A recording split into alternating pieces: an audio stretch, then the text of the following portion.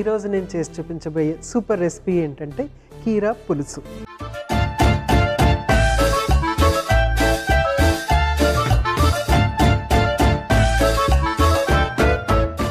కీరా పులుసుకి కావాల్సిన పదార్థాలు ఏంటో ఒకసారి చూసేద్దాం.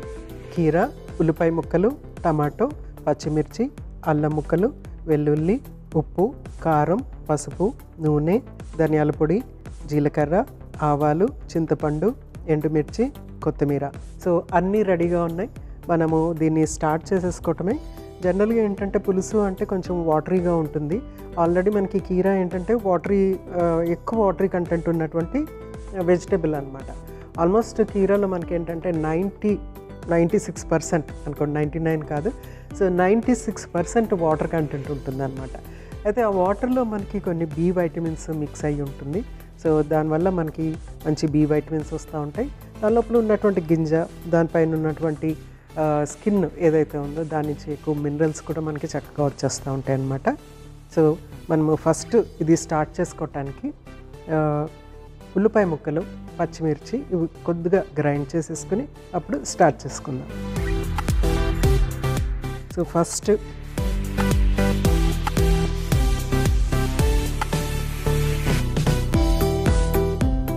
ఉల్లిపాయ ముక్కలు,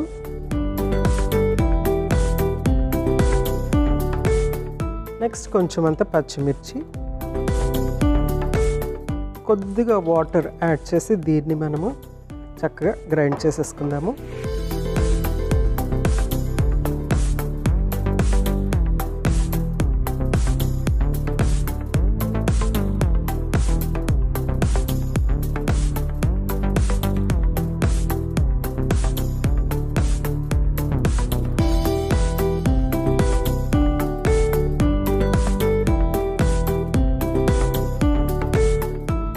సో చక్కగా గ్రైండ్ అయిపోయింది. మరీ స్మూత్ పేస్ట్ లాగా కాకుండా కొంచెం బరకగా దీన్ని మనం గ్రైండ్ చేసుకోవాలి. మంచి ఘాట్ వస్తుంది. సో నెక్స్ట్ ఏంటంటే స్టవ్ వెలిగించుకొని నెక్స్ట్ ప్రాసెస్ స్టార్ట్ చేసేసుకుందాం.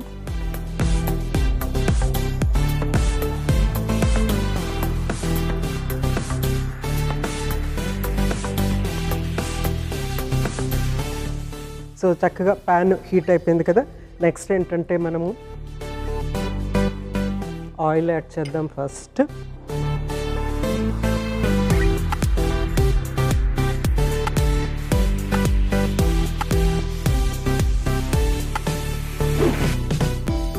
ఆయిల్ హీట్ అయిన తర్వాత కొద్దిగా ఆవాలు, తర్వాత జీలకర్ర, నెక్స్ట్ కొంచెం ఎండుమిర్చి.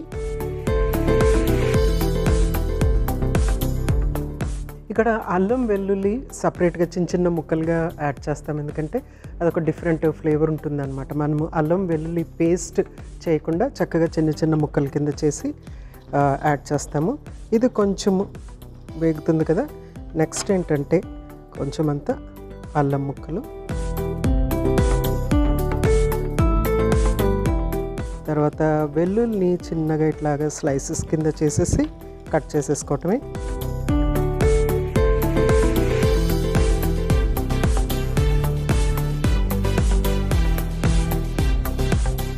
సో మనకి ఫ్లేవర్స్ అనేవి డిఫరెంట్గా ఇప్పుడు మనము ఇవి ముక్కల కింద యాడ్ చేసేటప్పటికి ఏంటంటే మనం తీసుకుంటున్నప్పుడు వెల్లుల్లి ఫ్లేవరు, తర్వాత అల్లం ఫ్లేవరు సపరేట్గా తెలుస్తూ ఉంటుంది అనమాట. అందుకోసమని ఇలా చిన్న ముక్కల కింద కట్ చేసి వేసేసుకున్నాము. నెక్స్ట్ ఏంటంటే మనము గ్రైండ్ చేసి పెట్టుకున్న ఉల్లిపాయ, తర్వాత పచ్చిమిర్చి,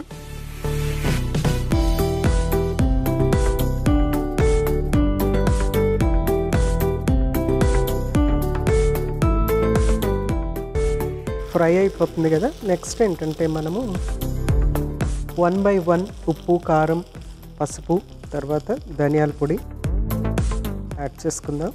సో ఆల్రెడీ పచ్చిమిర్చి కొంచెం యాడ్ చేశాను కాబట్టి కారం అనేది కొద్దిగా తక్కువగానే యాడ్ చేస్తున్నాను. నెక్స్ట్ పసుపు, తర్వాత ధనియాల పొడి,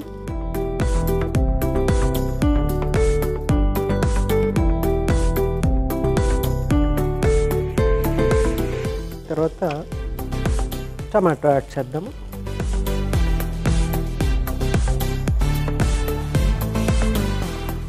సో టమాటో కూడా కొంచెం మనము ఎక్కువ కాకుండా కొద్దిగానే యాడ్ చేస్తాను, ఎందుకంటే మనము దీంట్లో చింతపండు రసం యాడ్ చేస్తాం కాబట్టి.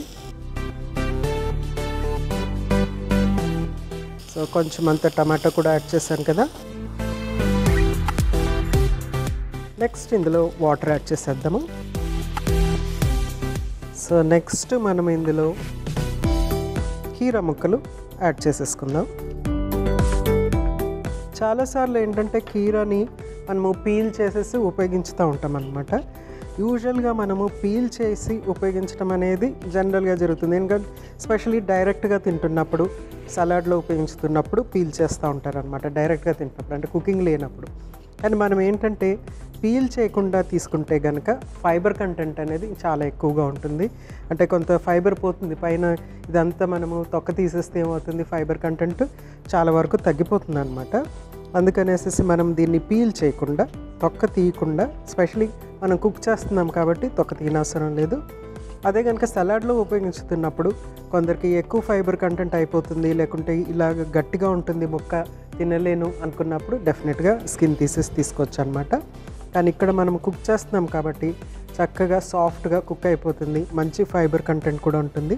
సో దీన్ని మనము వితౌట్ పీలింగ్ ఉపయోగిస్తున్నాము.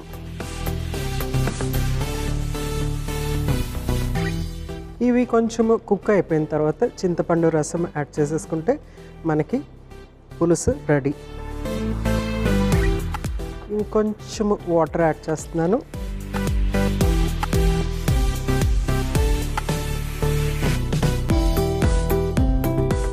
మూత పెట్టి చక్కగా ఆ ముక్కలు కుక్ అయ్యే వరకు వెయిట్ చేద్దాం. సో ఇది చక్కగా బాయిల్ వస్తుంది కదా. సో నెక్స్ట్ ఏంటంటే మనము చింతపండు రసం ఇందులో యాడ్ చేసేద్దాము.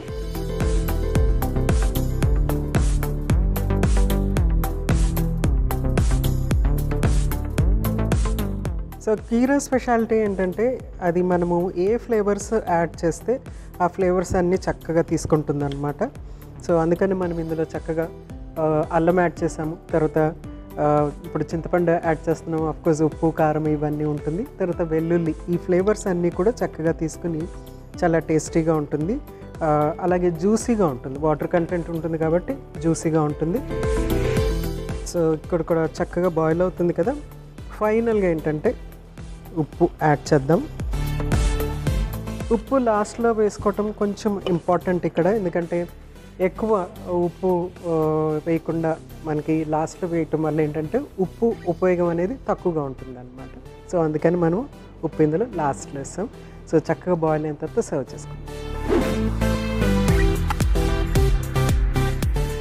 సో చక్కగా బాయిల్ అయిపోయింది. సో ఇది మనము సర్వ్ చేసేసుకోవచ్చు.